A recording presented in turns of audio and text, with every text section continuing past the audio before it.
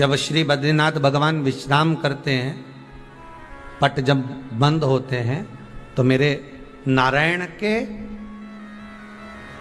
हृदय से बाहर जो लक्ष्मी जी का मंदिर है, वहां से लक्ष्मी जी को लाकर हृदय से लगाया जाता है और भगवान को एक कम्मल पूरा घी में उसको लपेट कर, पूरे घृत में उसको लगाकर, गौ माता के घृत में उसको लगाकर नारायण को भगवान शिव का स्मरण कर कर लपेटा जाता है।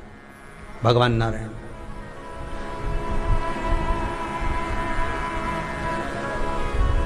बद्रीनाथ बाबा के मंदिर में दिया घी से भर दिया जाता है, ताले लगा दिए जाते हैं, सब नीचे आ जाते हैं। जब अक्षय तृतीया के समय पर पट खोलते हैं, बाबा का कम्मल घृत से जुड़ा हुआ वैसा कि वैसे ही घृत भरा हुआ,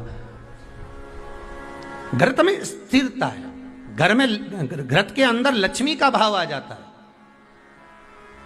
हमारे यहाँ हिंदू धर्म में बहुत सुंदर बात कही जाती थी पहले, आजकल जमाने में कहते कि नहीं कहते मालूम नहीं, पर मारवाड़ के अंदर एक रीति थी। घर के अंदर रसोई घर में एक इतनी बड़ी कुल्हड़ होती थी जिसमें घी भरा होता था, छोटी सी चम्मच होती थी, उसमें पूरे घर का घी खाली हो जाए और उस कुल्हड़ का घी खाली नहीं होना चाहिए। नानी भाई का मायरा सुना है आप लोगों ने? अगर नानी भाई का मायरा सुना होगा तो नानी भाई के मायरे में नरसिंह मेहता जी की जो दादी के प्राण छूटे थे वो केवल इसी बात पे छूटे थे। अगर नानी भाई का मायरा सुना होगा तो आपको मालूम होगा, नानी भाई के मायरे में जब नरसिंह मेहता भोजन करने के लिए बैठे तो नरसिंह मेहता की भाभी दुरत गौरी ने कह दिया दादी के सामने, जब दादी बोली क्यों इसकी रोटी में घी नहीं लगा, तो कहा कुल्हड़ का घी समाप्त हो गया है, रसोई घर में जो बाटकी रखी थी उसका घी समाप्त हो गया।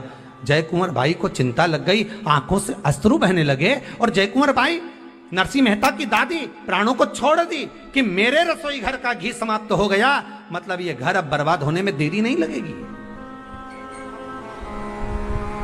नानी भाई का मायरा कहता है दादी के प्राण छूट गए थे, नैनों से नीर बह रहा था, केवल जरा सा संवाद।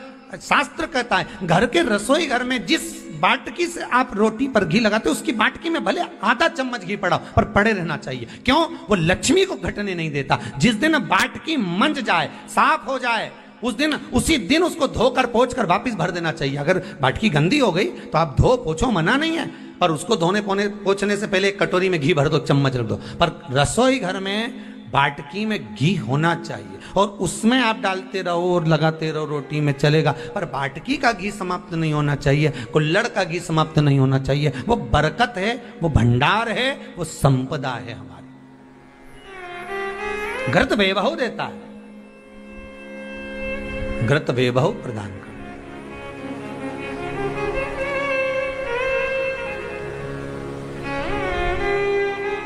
घृत वैभवता देता है।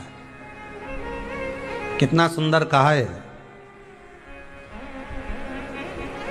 शंकर भगवान के शिवलिंग पर घृत चढ़ाने के बाद आपने दही चढ़ाया शिव जी को, ठीक है, आपने दूध चढ़ाया, जल चढ़ाया, दही चढ़ाया, शहद चढ़ाया, शक्कर चढ़ाई, मिष्ठान चढ़ाया, जो भी आप शिव जी को चढ़ा रहे हो उसमें से केवल एक पदार्थ, एक वस्तु घी शंकर के शिवलिंग पर चढ़ाने के बाद में उसी शिवलिंग का घृत, जहां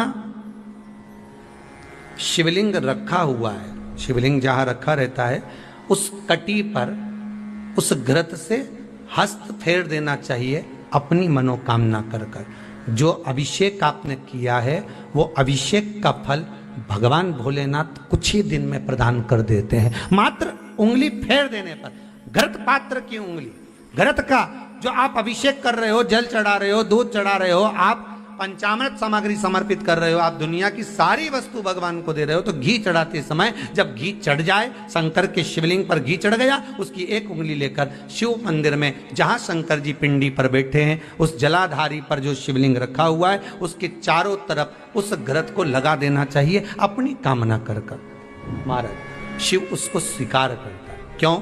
शंकर और पार्वती के मिलन स्थल, माता पार्वती की गोद में भगवान शंकर का जो शिवलिंग स्वरूप विराजमान है, हस्त कमल के अंतर्गत जो भगवान विराजमान है, उसका फल चोगना मिल जाए।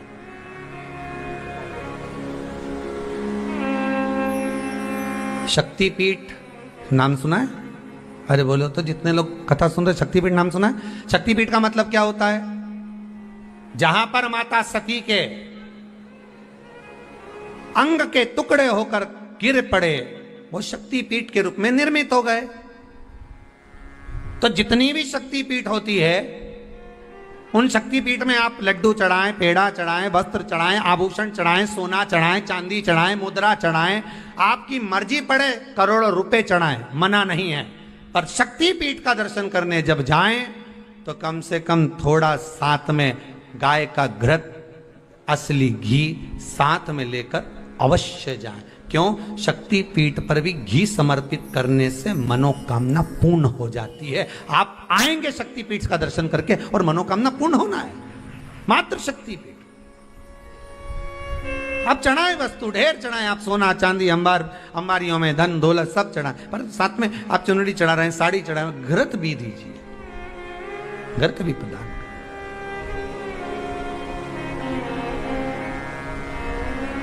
घृत का दान मूल है। धर्म पत्नी से संतान नहीं, औलाद नहीं, बड़े दुखी है, बड़े दुखी। अच्छा, संतान नहीं हो, किसी नारी की गोद, अगर स्त्री की गोद अगर खाली रह जाए तो भी दुख होता है उसको कि मेरे घर में औलाद नहीं, संतान नहीं।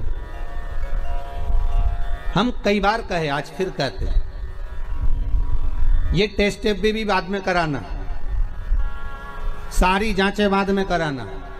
एक बार शंकर का भजन कर कर देखना। सब जगह से अगर हार जाओ और सारे रिपोर्ट आपकी आपने सब दूर दिखा ली, तो एक बार शंकर पर भरोसा कर कर तुमरुका जी का नाम लेकर सफेद आंकड़े की जड़ को शिव जी पे से रजस्वला धर्म के 7वें दिन 21 बार घुमा लो। नाम गोत्र बोलकर कमर में लाल धागे में बांध लो। पीपल के पत्ते शिव जी को चढ़ाओ, उठाकर लाओ।